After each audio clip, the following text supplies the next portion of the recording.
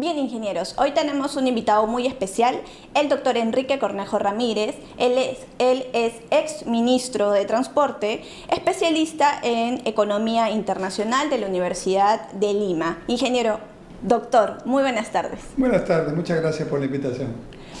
Doctor, para iniciar, ¿cuál es su opinión como economista sobre el tren de cercanía Lima-Chosica? ¿Es viable la operación? A ver, en Lima necesitamos un sistema de transporte que integre varios modos de transporte.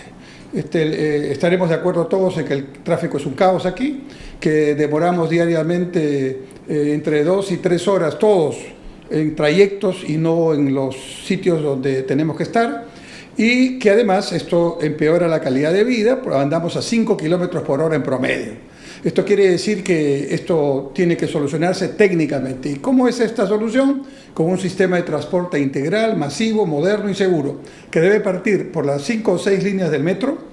Una ya funciona, otra está en construcción y otras están en estudio, estamos atrasados. Con los sistemas troncales del metropolitano, así llamado, de buses segregados, tenemos uno, el plan original era tener 3, y el 1 lo tenemos incompleto porque debía llegar hasta Ancón. Y luego con trenes de cercanía, uno por el sur que venga de Ica hacia Lima, que ya está en concurso, uno por el norte que venga desde Paramongo, Pativilca hasta el Callao, que entiendo que próximo estará a concurso, y uno que sobre la línea del ferrocarril central sea el que viene del centro del este hacia Lima. La situación es que Dios es peruano, decían las abuelas, y en noviembre del año pasado California nos regaló 90 trenes y vagones, 90 vagones y 19 locomotoras, ¿no? El conjunto se llama el tren. Y este regalo vino además con sus containers de repuestos, etcétera, etcétera. Esta donación no ha sido gratuita, para empezar a ubicar el tema. Es una donación que tiene un sentido político. Recordemos que en noviembre del año pasado fue la reunión de APEC en Perú, ¿no? En Lima. Y en el contexto de esa reunión, con todos los líderes de las 21 economías integrantes de APEC, entre ellos el presidente chino Xi Jinping, se inauguró el puerto de Chancay, nada menos. Entonces Estados Unidos, que también forma parte de la APEC, no ha querido, creo yo, quedar un poco fuera de la foto, fuera de la fiesta, digamos así, que significa en estos momentos el Perú en términos estratégicos. Primero, le obsequió a la aduana peruana un escáner que permite ver contenedores completos para ver si tienen droga, lo que le llaman popularmente que esté el container preñado. Ese sistema, que es el más moderno del mundo, lo ha donado Estados Unidos y se encuentra en el puerto de Chancay. Pero también el gobierno demócrata, porque recordemos que en noviembre estaba el presidente Biden, ¿no? Estaba aquí presente, obviamente el gobierno demócrata de California coordinaron para que se produjera esa donación. Y esa donación ha sido dada al municipio de Lima, no al alcalde en particular, claro, al municipio de Lima. Exacto. Y se produjo en ese contexto que estoy contando. Obviamente es una gran noticia, ¿no? Porque sin duda nosotros necesitamos trenes, necesitamos infraestructura de transporte. Entonces ha venido la primera discusión, si es donación o no es donación.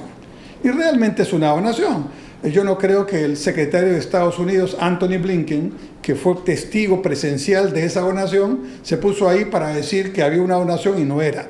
Lo que pasa es que aquí en el Perú, algunas personas piensan que si me donan algo, yo tengo que ir a recogerlo y también me tienen que pagar el flete y el seguro. No, pues, me lo donaron en el puerto de Los Ángeles y yo tengo que ir como municipio de Lima, recoger los trenes, traerlos, hay que pagar un flete, un seguro y todo lo que significa ese proceso. O sea que sí fue una donación y el costo que se ha producido es el del transporte. Siguiente punto, dicen, pero es muy antiguo, estos trenes son antiguos, tienen 40 años de antigüedad y lamentablemente hasta se ha introducido un concepto que es calificativo negativo, chatarra, ha dicho un funcionario importante del Estado. Y esto no es cierto. Cualquier especialista, y estoy en el Colegio de Ingenieros, sabe que un tren bien mantenido puede durar 80, 90, 100 años. De hecho, en todos los metros del mundo, y en los trenes de cercanías del mundo hay trenes modernos y hay trenes que tienen 40, 50 años de antigüedad. Sin ir muy lejos, en la línea 1 del metro de Lima, que está hoy día operando todos los días con gran satisfacción entre Villa El Salvador y San Juan del Lurigancho, hay unos trenes de color verde. Esos trenes son nuevos, pero hay unos trenes de color rojo que salen en hora punta. Esos trenes son italianos, se compraron en los años 80, ya se les hizo su overhaul y tienen 45 años de antigüedad y funcionan perfectamente. Digamos que son unos trenes maduros, pero no son adultos mayores todavía, ¿no? Entonces los trenes de 40 años son trenes que han estado funcionando hasta hace poco en California. Esas locomotoras están hoy día operando en California, en Montreal, en Miami. O sea que en términos prácticos y técnicos son trenes maduros perfectamente manejables. Luego se ha dicho, lamentablemente, leyendo un informe que el municipio de Lima mandó a hacer porque quería saber qué es lo que estaba recibiendo como donación, y ese informe, es una especie de auditoría técnica, señala que hay una locomotora y 3 vagones inservibles. Pero eso no forma parte de la donación. Lo que no dice el Ministerio de Transportes al leer a medias ese documento es que hay 19 locomotoras y 90 vagones que están en condiciones de operar y a los cuales obviamente hay que echarles el aceite, hay que ponerlos en valor, porque para poder trasladarlos se han quitado todos los fluidos correspondientes. Exacto. Eso es más o menos en grueso, en pocas palabras, lo que está pasando. Ahora, ¿cómo implementarlo? Yo tengo una propuesta. Yo tengo una propuesta en 3 etapas. La primera etapa, si yo fuera ministro, es que en unos 5 o 6 meses, quizás menos, hago que los trenes vengan de Chosica a Lima y retornen de Lima a Chosica. De Chosica a Lima a las 5, 6, 7 de la mañana, traigo 5.000, 6.000, 7.000 personas directamente, sin paraderos, y los traigo a la estación de Lima de Desamparados. ¿Ya hay estación en Chosica? Sí. ¿Ya hay estación en Lima? Sí. ¿Existe la vía férrea? Sí. Ahí no tengo que hacer un expediente técnico. Sí, tengo que hacer algunos ajustes y me estoy poniendo un margen de unos 5 o 6 meses para ver todos los detalles, ¿no? Pero eso es lo que primero que podría hacer. No necesito hacer una inversión mayor y daría ya un servicio para que algunos miles que hoy pagan entre 7 soles y 11 soles de ida y viceversa, o sea, casi 22, 30 soles al día, ¿no? Con 3 horas de trayecto e inseguridad, vengan en un tren cómodo, en un término de distancia mucho más rápido, ¿no es cierto? Y ahorrando dinero. Y eso es lo que creo un funcionario público debería pensar como primer punto. ¿Eso se podría hacer pronto? Sí. ¿Hay que hacer algún impacto ambiental, alguna evaluación de seguridad? El tren de carga, y una vez o 2 veces al año, tren de pasajeros del Ferrocarril Central, pasa por esa vía sin ningún problema y en carga todos los días. Entonces, esa sería la primera etapa. Yo planteo una segunda etapa y las 3 las podemos hacer al mismo tiempo. Esa segunda etapa ya incluye paraderos, entiendo que son alrededor de 13 paraderos, para que ya el tren pare en varios lugares en el camino entre Chosica y Lima. Hoy día no hay paraderos. Ahí sí hay que hacer un estudio. ¿Por qué? Porque como no hay paraderos, hoy la gente no tiene que estar esperando para subir a un tren, porque no hay tren para que suba. Pero cuando hayan los paraderos, sí habrá que ver seguridad, habrá que ver impacto ambiental sobre la misma vía férrea, ¿no? Entonces tendré que ver paraderos, tendré que ver seguridad, tendré que ver señalética. Yo a eso le pongo 1 año de plazo, empezando desde ahora, pero sobre la base de un tren que ya está operando en la primera etapa que comenté. ¿Esas 2 etapas pueden funcionar sin mayor problema? Sí. Me estoy dando el margen de tiempo para hacerlo bien. Ahora, vamos a hablar de la etapa más importante del proyecto integral, que es, entiendo, el que hablan algunas personas, aunque no saben bien qué están hablando. El proyecto integral sí requiere varias cosas de fondo. Requiere otra línea férrea, de manera que la actual y la otra, que no existe, hagan el juego de ida y vuelta, y entonces ahí se convierte en un tren de cercanías que trabaja día y noche, ¿no? La segunda línea no la tenemos y hay que construirla, pero esa segunda línea hay que construirla en un espacio que probablemente requiere expropiaciones, porque como vemos en varios tramos del Ferrocarril Central hay viviendas muy cerca, es decir, que se han ubicado hace ya tiempo en la zona intangible del derecho de vía. Es un problema que tenemos en el Perú. Algunos alcaldes, en general casi todos, dan licencias de construcción y permisos para estar en el derecho de vía, aunque por ley eso es intangible. Pero entonces pero la ley asimismo permite que se expropie con gran celeridad y se dé el justiprecio correspondiente y se coloque en otro lado a las personas afectadas. Pero eso va a tomar un tiempo. Ahí sí creo que son 2 a 3 años. Pero no solo hay que hacer expropiaciones para la segunda vía. Hay también que hacer obra grande de viaductos elevados o subterráneos en los cruces del tren con las grandes avenidas. Hoy día, cuando usted se va al aeropuerto, por cualquiera sea la ruta que tome, va a tener un momento en que el Waze le va a decir, alto, va a pasar por una línea férrea. Es imposible llegar al aeropuerto sin cruzar la línea férrea a nivel. Eso no debería ocurrir, pero ocurre hace muchísimo tiempo en el Perú y yo no he escuchado a nadie que diga lo que están diciendo ahora porque está pasando. Efectivamente, hay que hacer una obra por abajo o por arriba para que pasen los vehículos en los cruces y el tren siga a nivel su trayecto. Ese proyecto grande, ese sí requiere un expediente técnico completo que no existe en este momento, pero que yo lo empezaría a hacer desde ahora. Ahí están mis 3 etapas y entonces la ventaja de mi propuesta es que es técnica, es en base a mi experiencia factible, pero además empezaría a servir a la gente ya pronto con los cuidados correspondientes. Así es, doctor. Y con respecto, hablando del tema de la tarifa, ¿cuál debería ser la tarifa técnica para viajar este trayecto de Lima a Chosica? Yo considero, en la experiencia que tenemos ya en Perú y la experiencia mundial, que las tarifas de transporte público deben ser subsidiadas. O sea, yo no le puedo trasladar todo el costo de la operación al usuario. En primer lugar, porque es un servicio público de altísima prioridad, el transporte público.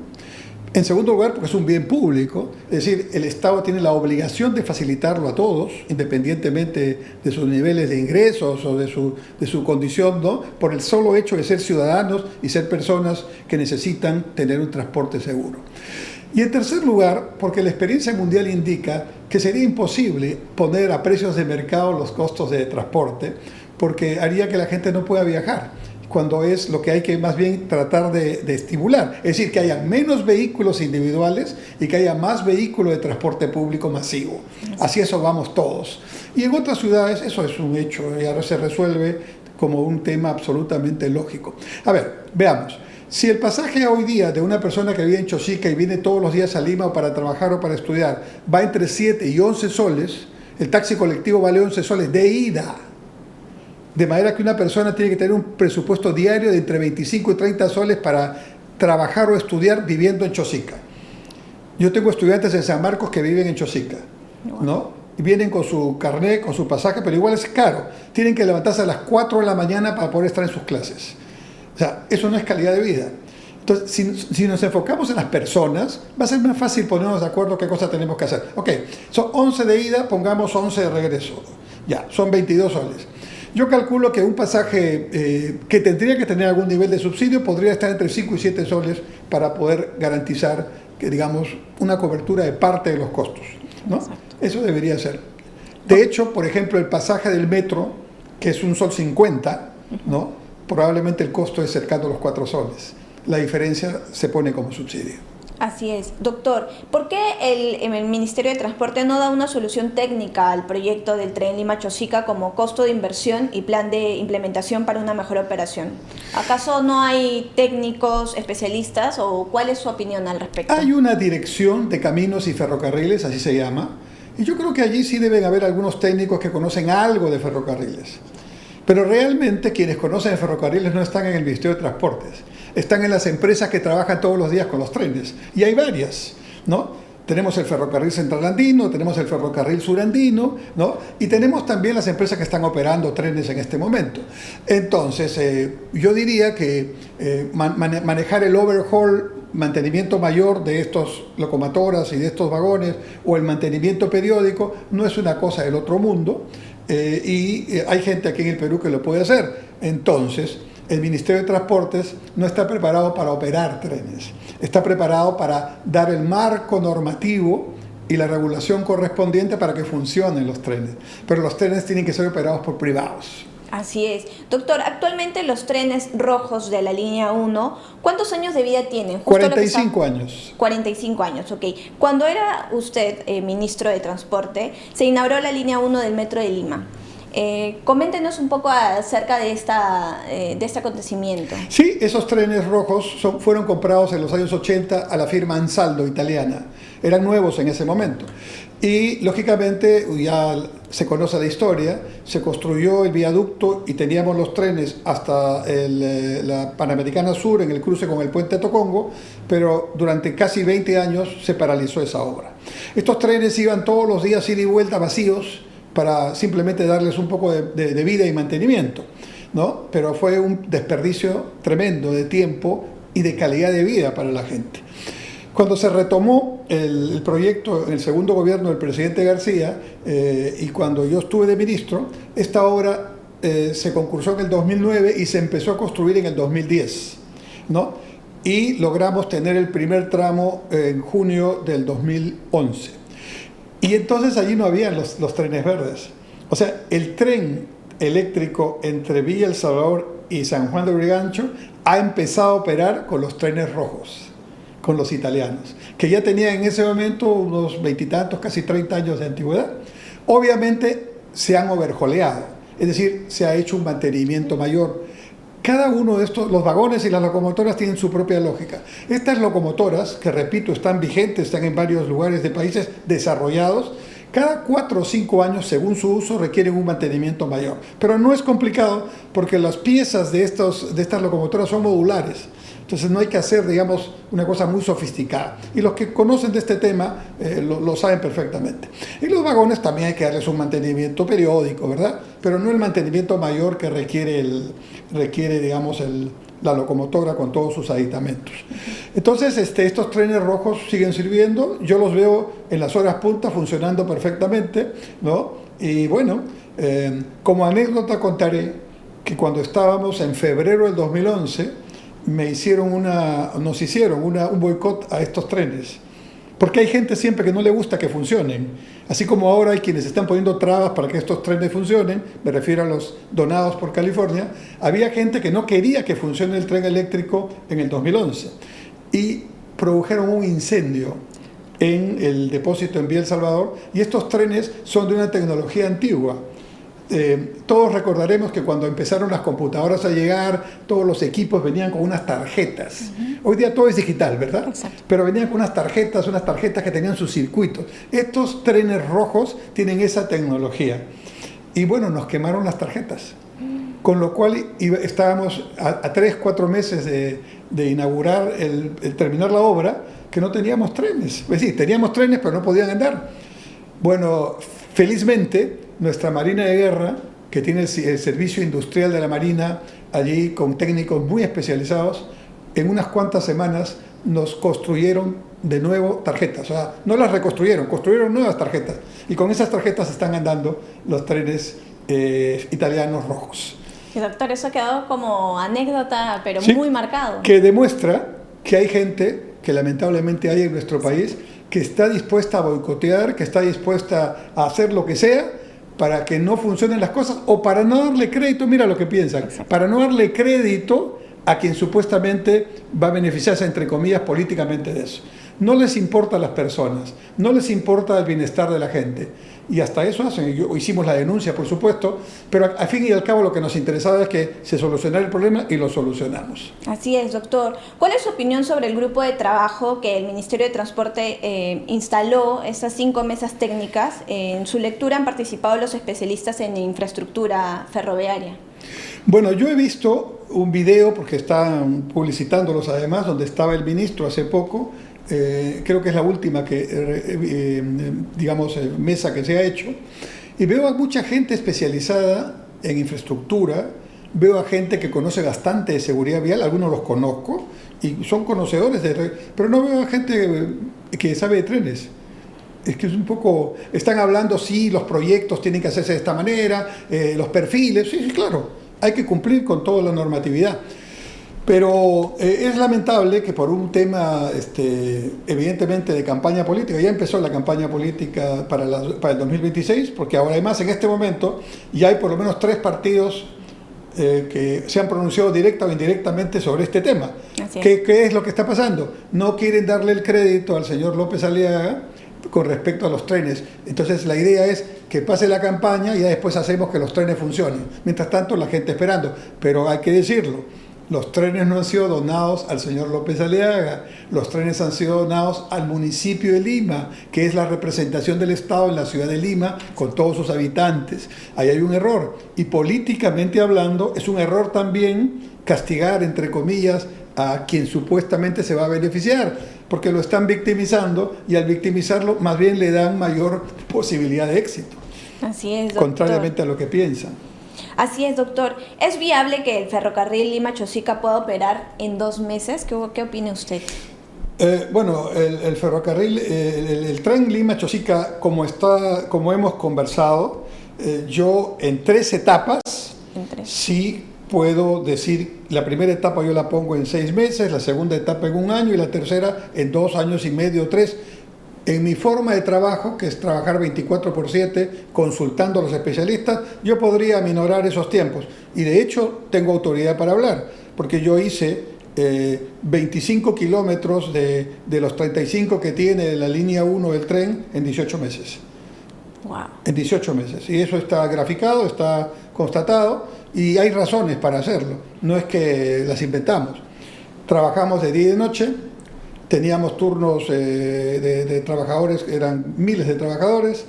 Hicimos un sistema de concurso oferta a precios unitarios, que es el que utiliza normalmente la actividad privada, y no perdimos tiempo ahí. Hicimos los concursos, pero no sin perder tiempo. Luego se adelantaron también todo lo que son los parciales cuando se iban aprobando los parciales de expediente, ya teníamos posibilidad de ir adelantando obras o comprando equipo, ganamos tiempo ahí también. Y lo más interesante, no hicimos el sistema de construcción tradicional que, digamos, pone los soportes y deja ahí los encofrados para secar. Eso nos hubiera demorado 2 años y medio. Hicimos todo el viaducto con, digamos, prefabricados de concreto, sistema de pretensado. Y claro, necesitamos una fábrica de prefabricados, un espacio para hacer la fábrica, y no había en Lima. El terreno más cercano estaba en Villa María del Triunfo. Y cada una de las vigas que soporta, hay 2 vigas, entre las columnas hay 2 vigas principales, cada una pesa 40 toneladas, ¿no? Y las que están sobre Javier Prado y sobre la Avenida Primavera pesan 100 toneladas. Entonces, jalar esas vigas requiere tiempo y velocidad pequeña, velocidad lenta. Unos equipos jalaban, un tractor en realidad jalaba a 5 kilómetros por hora cada una de estas vigas, y luego se colocaban con una inmensa grúa. Si yo hubiera hecho por el sistema tradicional o partiendo de Villa María del Triunfo, hubiera fastidiado a todo Lima durante 18 meses y no hubiera podido terminar, porque eso me hubiera demorado mucho, porque la ciudad no paró, ¿no? Entonces lo que hicimos fue encontrar un espacio temporal para eso, y lo hicimos en La Videna, donde entrena la selección de fútbol. La tercera parte de La Videna se convirtió por 18 meses en una fábrica de concretos, con permisos, hablando con el alcalde de San Luis. Todos comprendieron que era un sacrificio momentáneo. Y entonces, ¿qué pasaba? Ahí se hacían las losas, las prelosas y las vigas. En la noche las sacábamos, en la madrugada las colocábamos, y al día siguiente se levantaba la gente y ya estaban 3 cuadras de vigas hechas, como los niños juegan con sus legos. Exacto. Exactamente, así pasó. O sea, tiene una explicación, pero todo esto es técnico.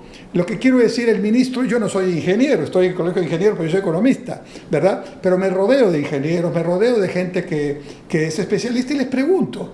Y lo que no sé, pues lo aprendo. Y si tengo duda, consulto a 2 o 3. Pero mi intención era que funcionasen rápido, que funcionasen bien, y así está sucediendo. Así es, doctor. También el Ministerio de Transporte manifiesta que hay un compromiso de cerrar las inversiones para el tren de Lima-Chosica a octubre de este año, para adecuar la infraestructura. Es decir, el expediente técnico iría aparte. A ver, yo entiendo, porque, a ver, si recuerdas las 3 etapas que he planteado, lo que se está diciendo equivaldría a la tercera etapa. Okay. ¿Ya? Y claro, eso requiere un proceso que Invierte PE establece, la norma establece, y hay que hacerlo. Y eso es una inversión mayor, pero hay que hacerla, porque Lima necesita hacer inversiones importantes, y yo estoy convencido, por toda mi experiencia, que es más caro no hacer una obra que empezar a hacerla. A veces uno dice, uy, esto va a costar tantos millones, es muy caro, es más caro dejarlo de hacer, porque al fin del día o de los años hay que hacerla de todas maneras y va a costar más, ¿no? Entonces el expediente probablemente no creo que esté tan pronto, pero sí creo que un expediente bien trabajado puede estar en un año para esa tercera etapa. Claro. Y luego ya vamos avanzando para hacer la obra misma, ¿no? Así es, doctor. El Ministerio de Transporte ha manifestado en el trazo del tren Lima y Chosica que se ha identificado 49 cruces que son muy peligrosos y que estos deben ser automatizados. ¿Cuál es su alternativa o cuál sería acá la inversión? Que esos 49 cruces existen en este momento y todos los días de Dios pasa por esa misma vía, y esos 49 cruces, el tren que viene desde Huancayo hasta el Callao trayendo minerales. Entonces, lógico, hay que preocuparnos por los 49 cruces, pero tal como se está planteando la cuestión, aparecería que hay 49 cruces que son muy peligrosos y que si yo pongo en este momento el tren, que irresponsabilidad, ¿no? Bueno, entonces, ¿por qué dejan que el ferrocarril central lleve mineral todos los días al Callao con esos 49 cruces? De hecho, si yo estoy pasando por la avenida Argentina o por la Fawcett y toca que pase el tren, me tengo que parar. Eso pasa hoy día y pasa hace años. No es lo conveniente, no es lo normal, por supuesto. Entonces, hagamos esa obra bien, pero no engañemos. Yo puedo empezar a trabajar con el ferrocarril o el tren de cercanías parcial, digamos, ¿no? Con las limitaciones que tenemos, como lo he explicado, y puedo hacer el expediente técnico para la obra profunda, ya completa, que es en su momento la que necesitamos. Así es, doctor. Y la propuesta del Ministerio de Transporte, que solo adenda el contrato del concesionario, el Ferrocarril Central Andino, demandará 9 meses como mínimo. ¿Así demora tanto elaborar una adenda? A ver, no, la adenda ya está presentada. Ok. La adenda fue presentada en noviembre del año pasado al señor ministro Pérez Reyes, entonces ministro de Transportes. Y el señor ministro de Transportes, entonces, ahora es el ministro de Economía. Cuando entró el señor Sandoval, que es el ministro de Transportes actual, bueno, me imagino que leyó eso, o en la transferencia el señor Pérez Reyes le dijo, oye, pero si acaso acá está presentada esta propuesta. Es normal que los concesionarios presenten adendas. Las adendas se han, digamos, en la narrativa, como se dice, se han planteado como cuestiones vinculadas a corrupción. Es probable que algunas adendas hayan tenido o tengan esa característica, pero la mayoría de las adendas son adendas necesarias. ¿Por qué? Porque los contratos no son piedra. Exacto. Los contratos se hacen en un determinado tiempo y en una concesión que tiene 20, 25, 30 años hay variaciones que la propia vida del proyecto, la propia necesidad de los pobladores, en fin, va generando. Entonces yo tengo que hacer otro concurso para... No, una de las maneras de hacer esto en el camino, dentro del periodo de concesión, es ir generando algunas modificaciones al contrato original sin que se desnaturalice la esencia de ese contrato. Si yo no puedo hacer una adenda sobre el ferrocarril central para el ferrocarril de Arequipa a Cusco, no puede ser, ¿no? Tengo que hacerlo sobre el corazón de ese contrato. Y el ministro no quiere firmarlo porque tendrá algún problema con esa empresa, pero es su derecho. Pero eso no indica que la adenda sea una propuesta criminal o maléfica, como ha dicho, que si él firma eso está cometiendo un delito. Bueno, entonces ya debe haber cometido varios, porque el ministro de Transportes tiene en su carpeta muchas adendas que aparecen en las diferentes concesiones. De repente no se da cuenta que él la firmó. O de repente pronto va a aparecer alguna adenda necesaria, ¿no es cierto? Y de repente no la firma porque ya se puso el cuchillo él mismo, ¿no? Si se firma adendas es un delito. Por ejemplo, hoy tenemos, para entrar al puente de Chancay, lo que es una vergüenza, 2 puentes provisionales Bailey, porque el puente que estaba ahí se cayó, y se cayó por falta de mantenimiento. Los puentes tienen una vida útil de 50 años, mucho antes de los 50 hay que ir viendo cómo los cambiamos. ¿Te imaginas que ya estamos llegando al puerto de Chancay, que con tanta, digamos, interés y satisfacción lo vemos, porque es un puerto importante, una nueva ruta entre América y Asia, está en nuestro país, el puerto clave para eso? No se puede llegar por tierra porque no hay puente, ¿no? Bueno, esos puentes provisionales los podríamos adelantar rápidamente. ¿Cómo? Haciendo una adenda con el ferrocarril de la carretera que va entre Paramonga y Ancón, para que lo hagan ellos. ¿Qué ventaja tiene eso? Que lo hace más rápido, ¿no es cierto? Está en su zona tienen los materiales ahí, tiene todo, y se puede pagar ese puente con un mayor plazo de concesión, que es una de las alternativas, para que no suba la tarifa y el peaje. Otra cuestión, el aeropuerto Jorge Chávez, el nuevo. Ahora vamos a un aeropuerto lindo, pero con una entrada fea. ¿Por qué? Porque no se hicieron las previsiones para poner un puente sobre el río Rímac en esa entrada, ¿verdad?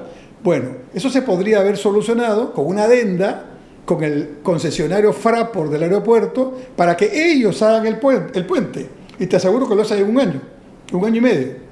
Aquí, en nuestro país, lamentablemente, el Estado, no debería ser, pero así es, mientras hace los estudios, completa los trámites y van y vienen las cosas, para un puente se pueden demorar 5 años, 3 años. Esa es la realidad. Entonces, usando la ley, con transparencia, con la Contraloría al costado, con todos los veedores, se pueden hacer las cosas bien si el objetivo es realmente servir al ciudadano. Ahora, si el objetivo es no dejar al otro candidato avanzar, ya estamos en otra cosa, pues. Así es, doctor. Bueno, doctor, agradecerle por su tiempo, un tema bastante importante, de mucho interés, creo, para toda la población, para todo el público. Si tiene algunas palabras adicionales para los ingenieros, para el público que nos está viendo a través de las plataformas digitales. Sí, creo que merecemos tener información basada en datos, en ciencia, en evidencia. Y merecemos que nuestros políticos, los quienes hacen la tarea política o quienes pretenden ser nuestras autoridades, se informen bien de los temas, hablen con la verdad y pongan sobre la mesa todas las alternativas. Eso es lo que creemos los ciudadanos que merecemos y creo que es lo que hay que hacer.